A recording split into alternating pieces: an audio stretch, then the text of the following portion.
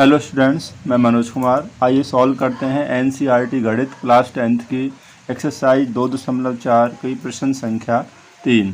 तो प्रश्न हमें दिया हुआ है, यदि बहुपद x की घात 3 minus 3x square plus x plus 1 के शून्यक a माइनस बी a तथा a प्लस बी हैं तो a और b ज्ञात कीजिए।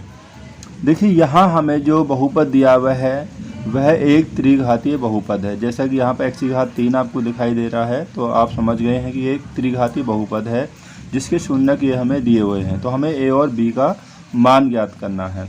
देखिए त्रिघातीय बहुपद होता है, उसके जो शून्यक हम मान लेते हैं कि अल्फ़ा, बीटा और गामा। तो इसमें अल्फ़ा ये हो जाएगा, बीटा ए हो जाएगा और जो गामा है वो a प्लस बी हो जाएगा। तो मान लेते हैं, तो अल्फ़ा, बीटा, गामा दिए बहुपद के शून्यक होंगे, ये हमने मान लिया है।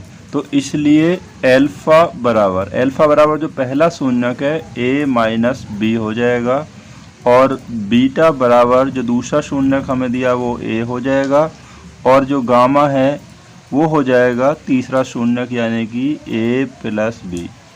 ये हमारे तीनों शून्यक हो गए, क्योंकि alpha plus beta plus gamma यानी कि शून्यकों का जो योग होता है वो होता है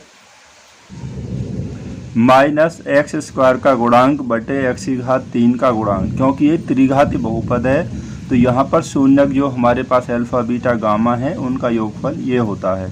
या हम इसको ऐसे भी लिख सकते हैं माइनस बी बटे ए भी इसको लिखा जा सकता है। b हमने इसलिए नहीं लिया है क्योंकि यहाँ पर जो हमारे शून्यक है वो a b के रूप में दिए हुए हैं। अब alpha plus beta plus gamma, अब देखिए तो अल्फ़ा हमारे पास है a माइनस बी और बीटा हमारे पास है a और गामा हमारे पास है a plus B. Alpha, beta, gamma की वैल्यू रख दी हमने। अब माइनस एक्स स्क्वायर का गुणांक, अब देखिए एक्स स्क्वायर का गुणांक हमारे पास क्या होगा, ये जो हमें बहुपद दिया है यहाँ देखिए एक्स स्क्वायर गुणांक कितना है -3 और एक्स की घात 3 का गुणांक कितना है, यहाँ पर कुछ नहीं है तो 1 हो गया। तो यहाँ पर हम रख देंगे एक्स स्क्वायर का गुणांक जो हमने अभी देखा था कितना है -3 है और उसका गुणांक एक्स की घात 3 का जो गुणांक है वो हमारे पास है 1, यानी कि b की वैल्यू यहाँ -3 दिया है और a की वैल्यू यहाँ 1 है अगर हम बहुपद की बात करें तो। अब माइनस के b प्लस के b, प्लस और माइनस कैंसिल हो जाएंगे, 1, 2 और 3, तो ये प्लस करने पर कितना हो गया 3a equal to minus minus plus हो जाएगा, यहाँ कितना हो जाएगा 3 हो जाएगा। तो 3 से ये 3 कैंसिल हो जाएगा तो a की जो वैल्यू है हमारे पास वो क्या हो जाएगी, a इक्वल टू हो जाएगा 1। तो यहाँ पर हमने a की वैल्यू ज्ञात कर ली। अब हम आगे देखेंगे जो हमारे शून्यक हैं अल्फ़ा, बीटा और गामा, उनका गुणनफल क्या होता है तथा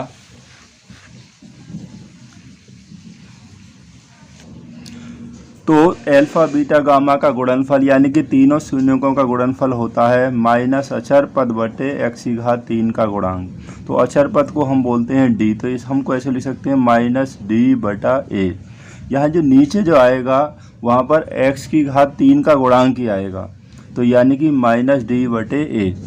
तो अब हम इनका गुणनफल लिख देते हैं। देखिए अल्फ़ा हमारे पास है a माइनस बी, बीटा की वैल्यू हमें दी हुई है a और गामा है हमारे पास a प्लस बी। ये जो तीनों शून्यक जो कि हमने जो शुरू में ही माने हैं यहाँ पर ये रहे, अल्फ़ा हमने ये लिया था, बीटा हमने ए लिया था और गामा हमने ये लिया था।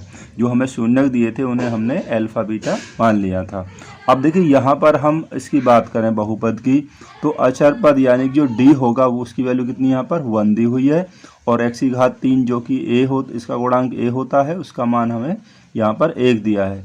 दोनों ही 1 हैं, ये भी प्लस का है और ये भी प्लस है, तो हम यहाँ पर इसमें वैल्यू वो रख लेंगे।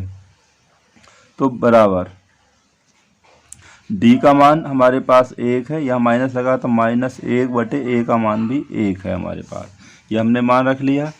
अब देखिए a का जो मान है यहाँ पर हमने अभी ज्ञात किया है, ऊपर ये रहा a का मान हमने 1 ज्ञात कर लिया है, तो यहाँ पर a की जगह 1 रख लीजिए। तो 1 माइनस बी हो जाएगा इंटू यहाँ ए 1 हो जाएगा और यहाँ पर भी आप 1 रख देंगे। जहाँ ए है वहाँ पर हमने 1 रख दिया। 1 से इसको डिवाइड करेंगे तो -1 हो जाएगा। अब इसकी मल्टीप्लाई करने के 1 से मल्टीप्लाई करें यही होगा।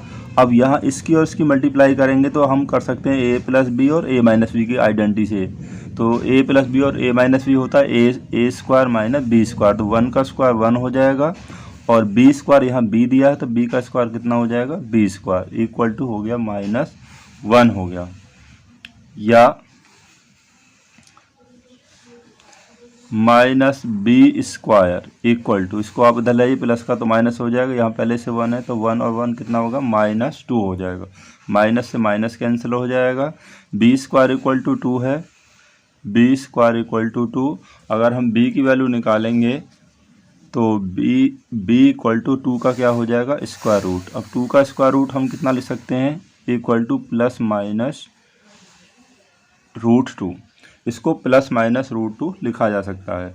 तो इस तरीक़ा से जो b की वैल्यू हमारे पास ये होगी, यहाँ हम लिख लेंगे a इक्वल टू 1 हो गया और b इक्वल टू हो गया प्लस माइनस √2। तो यही हमारा इस क्वेश्चन का सॉल्यूशन हो गया। मुझे आशा है कि ये क्वेश्चन आपको ज़रूर समझ में आया होगा। तो मिलते हैं आपसे अगली वीडियो में जल्दी ही।